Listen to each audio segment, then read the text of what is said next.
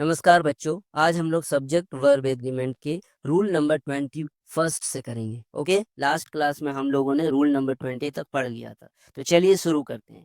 Some of the nationality words ending in SH, CH, ESE can also be used with a definite article. ठीक है, तो यहाँ कहा जा रहा है कि कुछ नेशनलिटी वर्ड्स है जिसका एंडिंग जो है SH, CH और ESE से होता है, तो उसके साथ हम लोग डेफिनेट आर्टिकल का यूज कर सकते हैं। जैसे मैंने कुछ एग्जांपल्स लिखे हैं, the British, the English, the French, the Irish, the Dutch. Okay, तो ये द लगाने के बाद ये जो एक्सप्रेशंस बन रहा है, ये इसको हम लोग प्लूरल कंसिडर करते हैं। इसका मतलब क्या होता है? तो द ब्रिटिश का मतलब होता है all the British people, not man. All the British people मतलब पूरा ब्रिटिश समुदाय। ओके, तो इसको हम लोग प्लूरल कंसिडर कर रहे हैं, तो इसके लिए आपका वर्ब जो होगा वो हमेशा क्या होगा? प्लूरल होगा। जैसे एग्जांपल देखिए, द फ्रेंच, है ना, the French love good food, the Japanese are hard working, the British have, the Chinese are strong willed. Okay, चलिए अब रूल नंबर हम लोग 22 में आते हैं। देखिए क्या लिखा हुआ है। तो 22 रूल में एक्चुअली में मैंने दो आपको स्ट्रक्चर प्रोवाइड किया और दोनों स्ट्रक्चर को आपको देख करके वर्ब उसके अकॉर्डिंग लगाना है। तो पहला स्ट्रक्चर क्या है? More than one passenger. More than one के बाद आप नाउन लगाएंगे। कैसा नाउन लगाएंगे? Singular noun. ठीक है, सिंगुलर नाउन। और एक स्ट्रक्चर है आपका, मोर के बाद नाउन है, उसके बाद देन वन है, यहाँ पर आपका प्लूरल नाउन रहेगा। ठीक है, तो देखिए मोर देन वन पैसेंजर, तो यहाँ सिंगुलर नाउन है, इसीलिए आपका वर्ब जो होगा वो सिंगुलर होगा। मोर देन वन एग्जामिनिंग, है ना, यहाँ पर भी आपका वाज एक्सपेल्ड, क्योंकि ये जो नाउन है आपका सिंगुलर है और ये वन के बाद लग रहा है, इसीलिए सिंगुलर है। तो यहाँ पर आप पैसेंजर्स या एग्जामिनीज नहीं कर सकते, अन्यथा ये गलत हो जाएगा। ठीक है, लेकिन आपका ये जो स्ट्रक्चर है, more principles than one were present, more books than one have been burned, तो यहाँ पर आपका ये सिंगुलर नहीं हो सकता, अन्यथा ये रॉन्ग हो जाएगा। ठीक है, तो ये दो स्ट्रक्चर को आप लोग दिमाग में रखिएगा और इसके अकॉर्डिंग ही वर्ब का सिलेक्शन कीजिएगा। ओके, चलिए रूल नंबर 23। तो रूल नंबर 23 क्या है? तो व्हेन द आर्टिकल ए और an is used after the noun that follows it is always singular.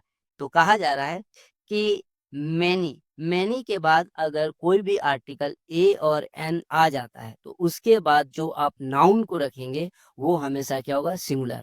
और इसके लिए ही आपका वर्ब जो होगा वो भी क्या होगा? सिंगुलर ही होगा। जैसे यहाँ पर देखिए, मैनी अ मैन, यहाँ पर मैनी अ मैन आप नहीं कर सकते, ये गलत हो जाएगा। ठीक है, तो many a man comes and goes, दोनों आपका सिमिलर होगा। ठीक है, many an animal lives. Okay, ठीक है, many an hour is wasted on social media every day, तो प्रत्येक दिन बहुत सारे घंटे जो है सोशल मीडिया पे बर्बाद हो जाते हैं। ठीक है, बर्बाद कर दिए जाते हैं। Many a true word is spoken in jest, jest मतलब होता है मजाक, तो बहुत सारे सच्चाई जो है वो मजाक के तौर पे बोल दिया जाता है। ठीक है, तो इस तरह से आपका ये रूल हुआ। अगला रूल देखिए, रूल नंबर 24। तो इसको थोड़ा ध्यान से देखिएगा।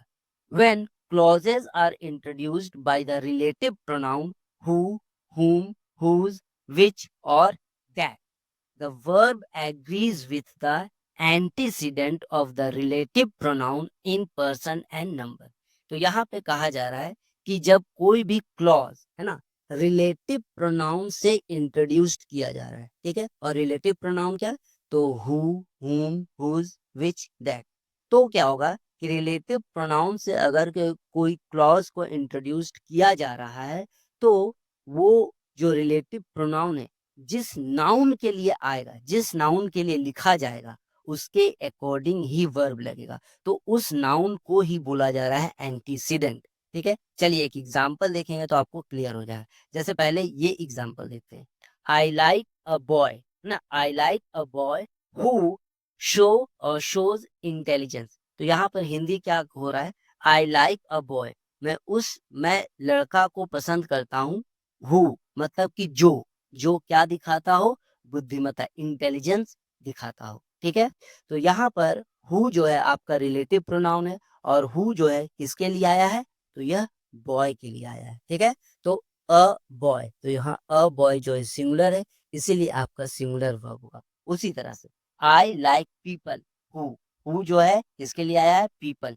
पीपल जो है यहाँ पर एंटीसीडेंट है। ठीक है, तो ये एंटीसीडेंट पीपल जो है इसके अकॉर्डिंग वर्ब लगेगा, तो क्या हो जाएगा, आर लगेगा। उसी तरह से द बुक विच, तो इज लगेगा। उसी तरह से he made a list of things, देखिए दैट आपका रिलेटिव प्रोनाउन है, ये थिंग्स के लिए आया है, तो ये क्या है, प्लूरल है, तो यहाँ पर आपका वर्ब हो जाएगा। ठीक है, इसको थोड़ा ध्यान से देखिएगा। ठीक है, चलिए, तो रूल नंबर 25, तो रूल नंबर 25 क्या है, तो in expressions where the same singular noun is joined by a preposition. ठीक है, तो the verb is always singular.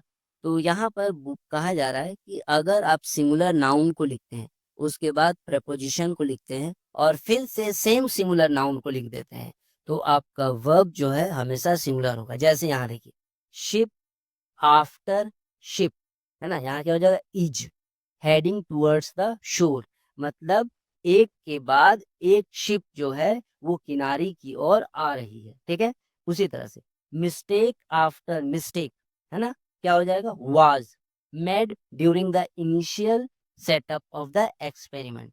उसी तरह से अगला, page after page of the book, है ना, was filled with hand written notes, मतलब एक पेज के बाद एक, बुक का एक पेज के बाद एक पेज जो है वो हैंड रिटन नोट से भरा गया। ठीक है, किससे फिल किया गया, तो हैंड रिटन नोट से।